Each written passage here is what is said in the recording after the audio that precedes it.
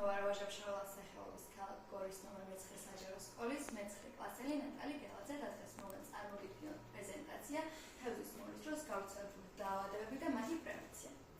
პირველ რიგში დავიწყოთ იქიდან, რომ თევზის მოვლის დროს გავრცელებული დაავადებები მნიშვნელოვან ზიანს აყენებს როგორც მცირე, ასევე მასშტაბურ თევზმეურნეობას. ამ პრეზენტაციაში განვიხილავ ძირითად დაავადებების ნიშნებს, პრევენციასა და მკურნალობის მეთოდებს, რაც დაგვეხმარება თევზის ჯანმრთელობის შენარჩუნებაში. ჩვენი სკოლის ჯგუფთან ერთად ჩვენ ვეწვიეთ ორ სხვადასხვა საკალმახეს, სადაც გასაუბრება ჰქონდა სხვადასხვა გამოცდილ ფერმერებთან, მოგვიყვეს თავიანთი გამოცდილება თევზებთან დაკავშირებით, როგორ დაავადებები ჰქონიათ და როგორ გადაჭრეს ეს გზები. ახლა განახებთ ფოტოებს. ეს არის პირველი საკალმახე, რომელიც მოვინახულოთ, ჩვენ გვქონდა შემეცნებითი ექსკურსია.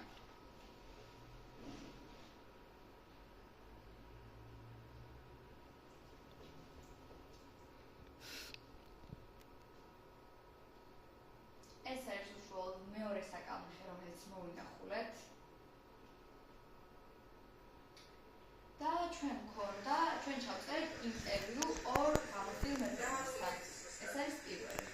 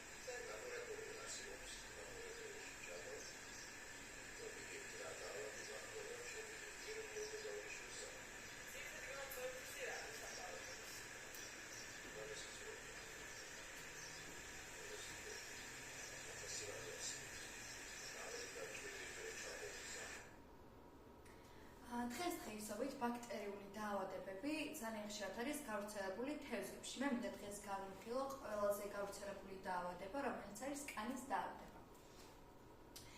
ეს დაავადება არის თეთრი წერტილების დაავადება, რომელიც საკმაოდ საშიში არის თევზებისთვის. და საინტერესო ის ფაქტი თუ როგორ გამოვლინდება ეს დაავადება. თევზებს კანზე უჩნდებათ მარგალიტისებური თეთრი წერტილები, ასევე სუნთქვის გაძნელება ხდება, საკვების უარყოფა და ფარფლების და სხეულის შეშუპება. მოგეხსენებათ, როდესაც ფარფლები და სხეული შეშუპდება, გადაადგილება მცურო უკვე შეუძლებელი იქნება. როგორ ემართებათ? ახალი თევზის შეყვანა აკვარიუმში. სანამ ახალ თევზს შევიყვანთ აკვარიუმში, მანამდე საჭიროა, რომ ახალი თევზის დაკვირვება მოხდეს. შეიძლება ეგრევე არ გაუშვათ თეთრი წერტილები, მაგრამ ის სიმპტომები ახასიათებდეს, რომელიც წეგან ვახსენე. ანუ აუცილებელი არის, სანამ ახალ თევზს შევიყვანთ აკვარიუმში, მანამდე მოხდეს დაკვირვება. წყლის ტემპერატურის მკვეთრი ცვლილება. თუ ფერმერს გამოეპარა ის ფაქტი, რომ ყოველ დღე არ აკონტროლა წყლის ტემპერატურა და ოდნავ გაცივდა, რაც უფრო ცივი არის ტემპერატურა, მით უფრო მარტივად ვრცელდება ეს დაავადებები. ამიტომ წყლის ტემპერატურის კონტროლი საჭირო არის. წყლის დაბინძურება თუ ისე მოხდა, რომ სხვა ფერმერის აუზებიდან ჩამონადენი წყალი ჩავიდა სხვა აუზში და შეიძლება ჩამოიტანა ეს დაავადებები, წყლის დაბინძურება გამოიწვევს ანუ ამ დაავადების უფრო გაღვივებას და ასევე არის ცუდი საკვები, თუ დაბალპროცენტიანი საკვები მიიღო თევზმა და არასაკმარისი ჟანგბადი. იმისათვის, რომ თევზებით გადავარჩინოთ ამ დაავადებისგან, საჭიროა კურნალობა. მე წარმოგიდგენთ ორ ყველაზე მნიშვნელოვან კურნალობის გზებს. ეს არის მედიკამენტების მიღება.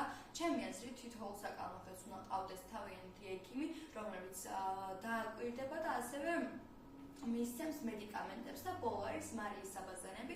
მარილის საბაზანები ძალიან მნიშვნელოვანია, რადგან როდესაც მარილის საბაზანებს გაუკეთებენ თევზს, ყველა